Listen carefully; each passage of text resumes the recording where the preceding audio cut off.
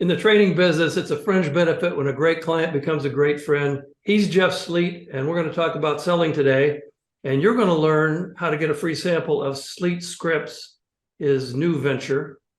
Jeff, you provide market managers and sales managers with a daily email that points out how they can direct their teams to the right businesses with the right information. And it's a really cool product. But let's tease our viewers a little bit today with something you've learned today or in the last couple of weeks that they could go out and make money with right now. Yeah, if I could tell a couple. Sure.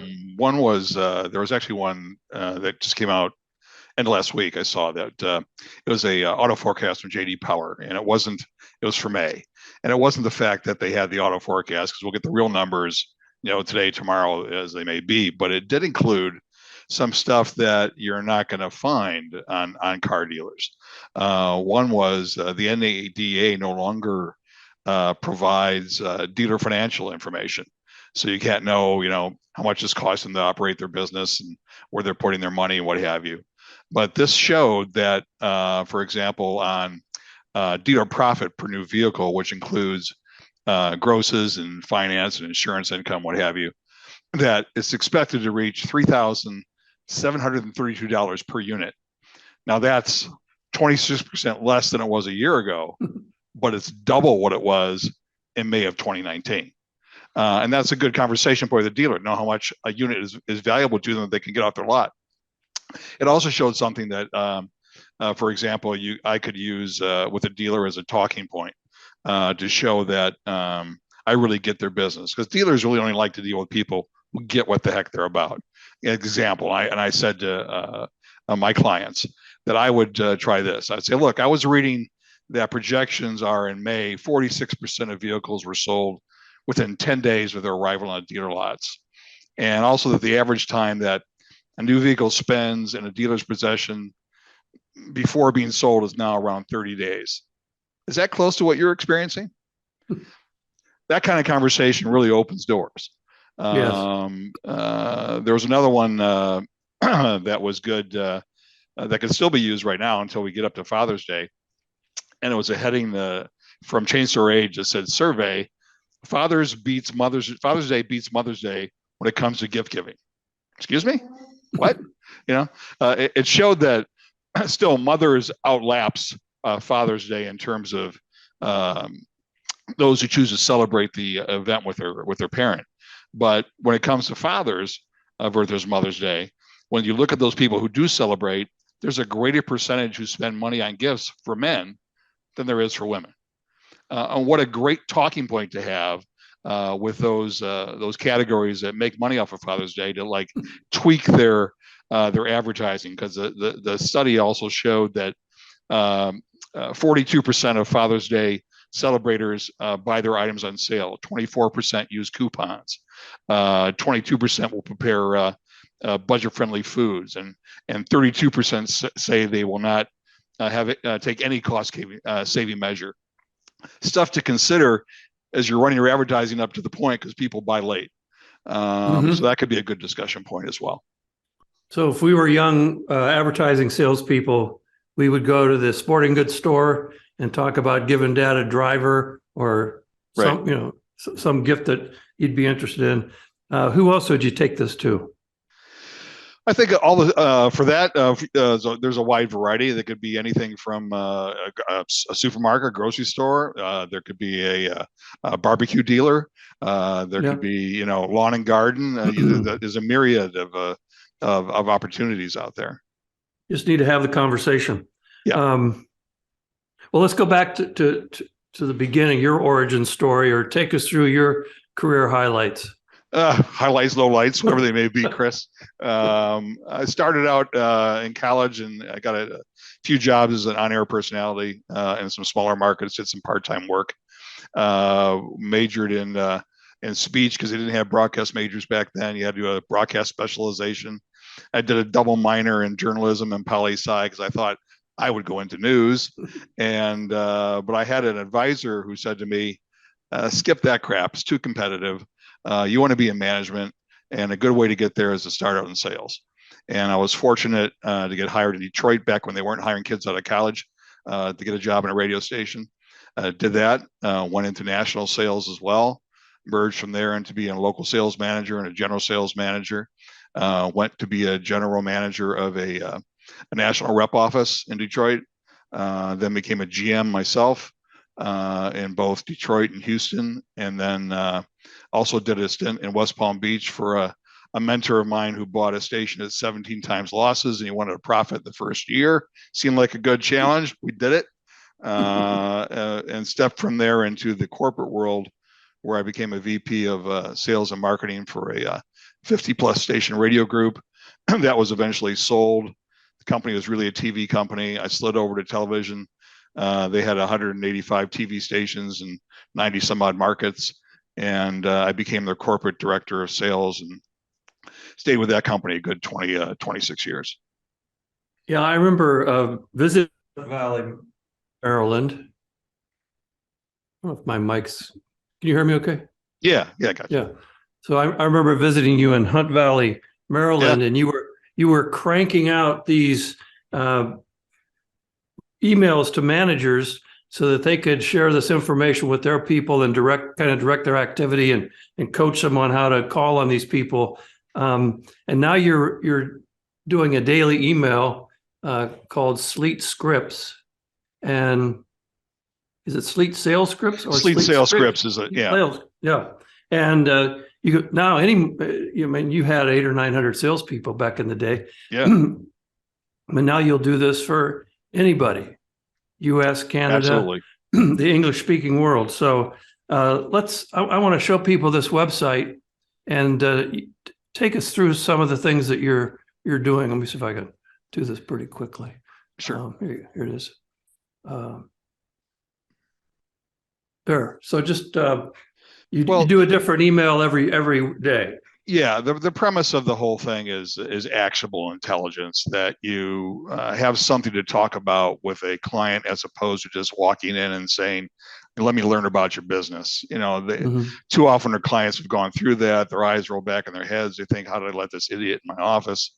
My presence is, whether you're calling on a C-suite executive or whether you're calling on an auto service shop and the owner of the place has to wipe the transmission drippings off his hands to shake yours, they want to talk to somebody that gets their business. And you don't have to know a ton, you just got to know enough. So I've kind of developed a daily menu, if you will, of services I'm providing clients. On Monday, I do a thing called Express Checkout. Now, what that is, I am a vociferous reader. So I latch on to all the major headlines and stories I've seen of different industries and the economy as a whole for the previous week, capsulize those down, and then present them to my clients with both the heading, the link to the article, and a brief explanation as to what it's about, so they don't have to read the whole thing to understand what it's about. And then they can then assign them to a client for as a seeding article or make it part of a sales meeting conversation or whatever the case may be.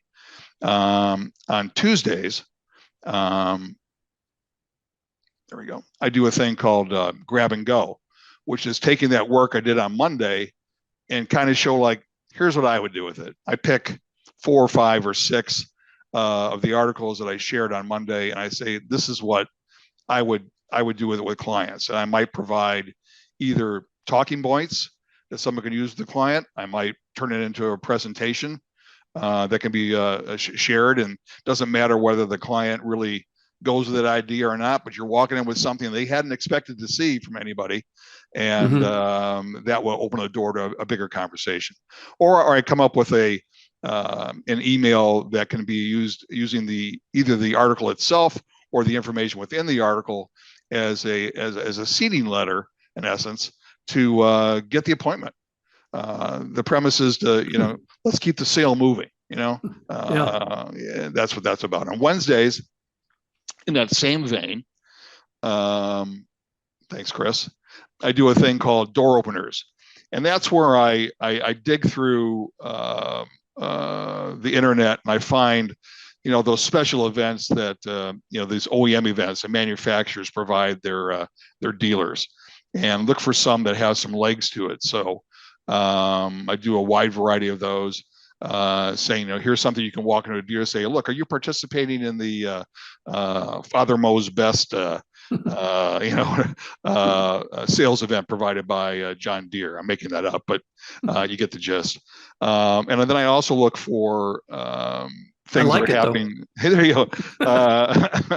I did an event built about Father's Most Best years ago.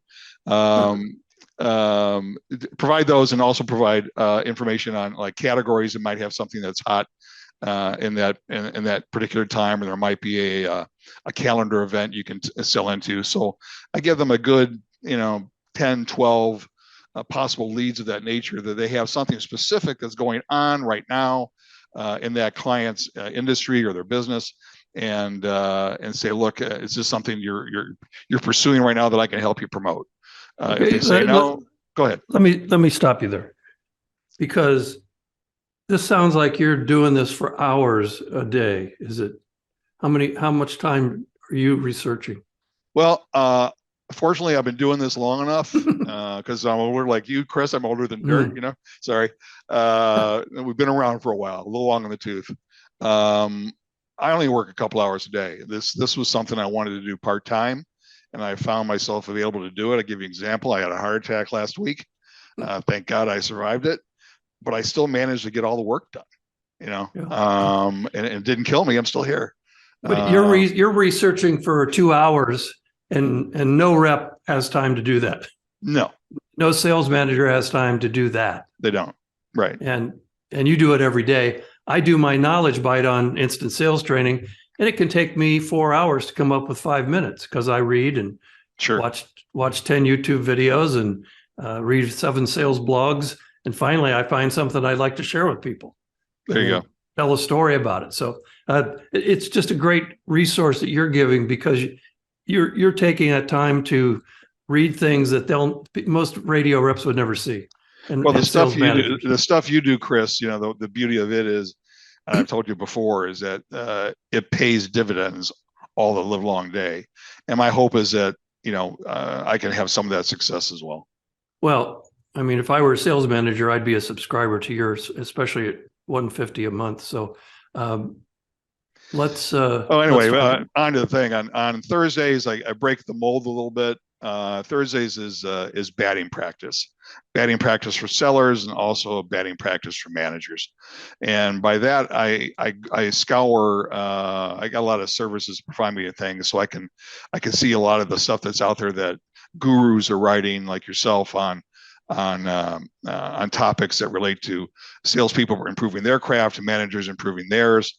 I come up with like a half dozen that I'll share on each one of those for sellers and managers on Thursdays. Sometimes I'll write some of my own. I have been fortunate to have a good relationship with you. I've stolen some of your stuff, as you know. So it's I think you got to get back in the batting cage and hone on the basics, or you're never going to be successful, in my opinion. Yes. You need the reps. Yeah. On Friday, because auto is though it's had its challenges, it's still the biggest player when it comes to ad sales. So I do a thing called Under the Hood, and with that, I pull all the major lead stories I've come across, because I'm always looking at stuff every day for auto, and I'll do the same thing like I do on Mondays. I'll say, here's the headline, here's the link, and here's the brief recap of what that article said in auto. Because if you don't know the business, you're not going to sell their business, that's for sure. And lastly, I do a thing monthly, which is called Selling Ahead. That's a look 90 days out at what's going on in a particular month. For example, yesterday it was the end of the month, and I did the 90 Selling Ahead for August, and I listed the categories of business where August is an opportunity for them to support a peak on a client basis, as opposed to trying to lift a valley. So you got a better chance of getting ad spend from them. And then also look at the monthly and the weekly and the daily promotional calendar events that are out there that you could use as an ad theme or a discussion point with the dealer to say, hey, would you like to use this as a possible ad theme for the commercial in August? And then I take a category that is hot in the month of August, and I'll do a deep dive on it. I did pest control for this last one I did yesterday, and that's it in a nutshell. It's a daily theme. The premise of it is actionable intelligence, and the hope to take the name of the company to script people with something to walk in with to a client that's different than the competition is doing. You and I know well back to the days of the of that supposed RAB consultant cell, where we're asking, what are your do you take valet parking? Some of the bizarre stuff they had. What brands do you carry? Yeah, or one of my hours, right? Yeah, what's your square footage? Okay, learn how to count tiles, right? So the premise now is to have something specific that at least is it relates to that client that you open the discussion with. Well, you have a story about how you got scripted and how important that was to you. And absolutely, I read it on the website, but why don't you tell it to people? Because it's my favorite example and probably the best one I have. I was in Buffalo, New York, and I was visiting a 6-station group we had there at the time on the radio side. And they let me know that they had a cattle call coming up at the end of the day with the Bon-Ton department store chain. And would I like to go along? I said, sure, I'd like to go along. But I didn't know squat about Bon-Ton. So I called a mentor of mine, Kevin Sweeney. Kevin Sweeney was a sales manager with CBS Radio back when he reported to Bill Paley. He ran the first V-Stick television station in Los Angeles. He was a sales, if you would, consultant, not unlike yourself. He gave behemoths like RKO, let them be a behemoth with the kind of knowledge he brought to their sales teams. He ran the RAB in the early 1960s. Right. When it was up against newspapers and television in a huge way. He invented the instant backgrounds and did them like we don't see them there now. He invented bridal fare. He had two side companies, MRS Development and one called Young Adult Marketing, that were really just him. And the one, MRS Development, he went out and did the field research for the Dayton Hudson Corporation that we now know today as Target. So he could sit down with the CEO of any industry and talk their language. This is way before computers. He come off a plane with magazines, ripped to shreds, that kind of stuff. And so I called Kevin and I said, look, I got this call with Bon-Ton. Can you please script me? And he gave me 3 names. He said, this is all you're going to need. So, okay. So I go into the meeting. In the meeting were some fairly decent players. There was a general merchandise manager, which in the tier of decision-making power in a department store is right under the president. Underneath that, there was a divisional merchandise manager there. And then there was a VP of sales manager and the agency people. So we get in the meeting, we all do the introductions, and I say, look, I'm sorry, I'm from out of town. I don't really know a lot about Bon-Ton, but what I've read, I seem to think you kind of operate similar in operation the way Mercantile does their business. Is that about right? And they say, yes, that's true. We're similar in size and scope and market penetration and how we format our stores, what have you. And I say, and this battle you're having here in Buffalo with the May Company and their Kaufman store, isn't that kind of like the Profits Gottschalks war going on out west? Well, bibbity boppity boo, bingo. Their eyes just opened up, their mouths opened up, and they proceeded to bleed out more information than we could take in that our competition didn't get. Stuff where they told us what the problems were. They had bought a failing department store chain called, I think it was Adams, Meldrum, and Anderson. AM&A was the name of the store. It was a store only little old ladies with blue hair would shop. And when they bought it, they didn't change the name, but they changed the merchandise mix to women 25-44. So they got 2 problems. One, every time they advertised it, that woman 25-44 wouldn't be caught dead in one of their stores, discounted it immediately because they wouldn't shop there unless they're going with the grandmother.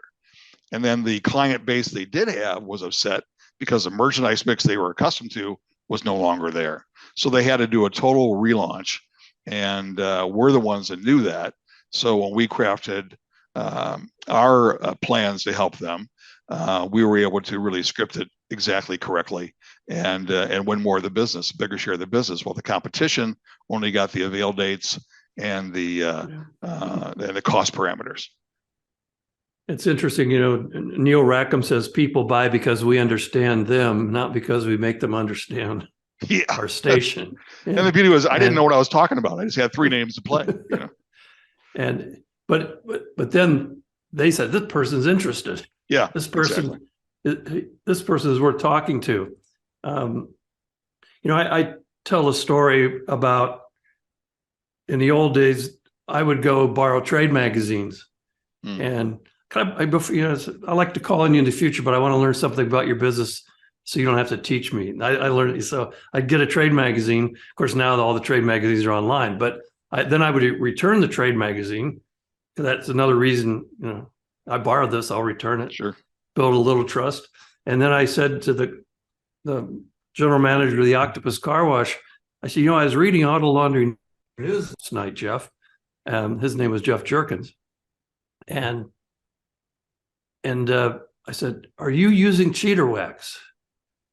And we were in the lobby, and he grabbed my arm and he said, get in my office. Don't ever say that in the lobby. And I said, well, what's wrong? He said, well, cheater wax is what you put in the water anyway.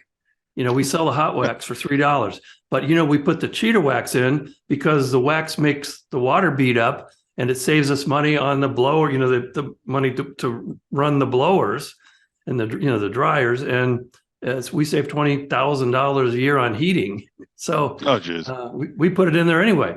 I said, well, so are you telling me that when you sell hot wax for $3, he says it's another teaspoon or so extra. He said, costs us a nickel.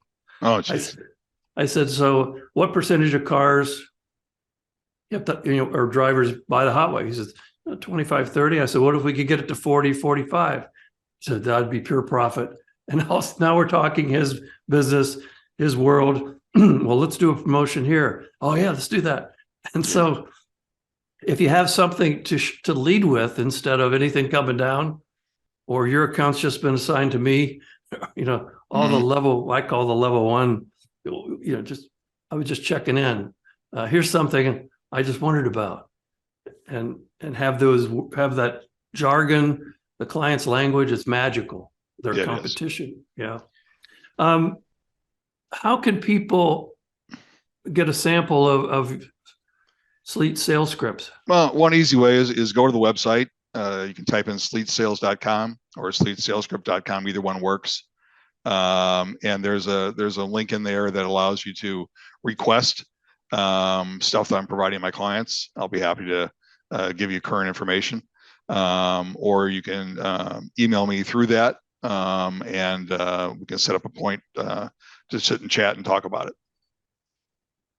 Yeah, it's a terrific value, and it's something that immediately sets salespeople apart and makes you memorable, because you may not sell something today, but they're gonna, when you call again, hey, I remember that guy. I remember exactly that gal. So she's with it. I want to work with him or her. It doesn't take a ton either, Chris. I mean, you don't have to know everything. You just got to know enough. And it's playing a few cards like I did. I played 3 names. And I won. We ended up winning the business. That's the key of it. Well, let's call it a knowledge bite video. I don't know. I want to put this on the site for sure and promote it. But it's always fun to talk sales with you, and vice versa. I could share war stories with you all day, but I don't know if people would tolerate several more hours of this. But and I want to thank everybody here for watching. Jeff Sleet with an E, S-L-E-E-T-E. And remember, education without action is entertainment. To know and not to do is not to know. So take some kind of action based on this video. Amen to that. Thanks, Chris.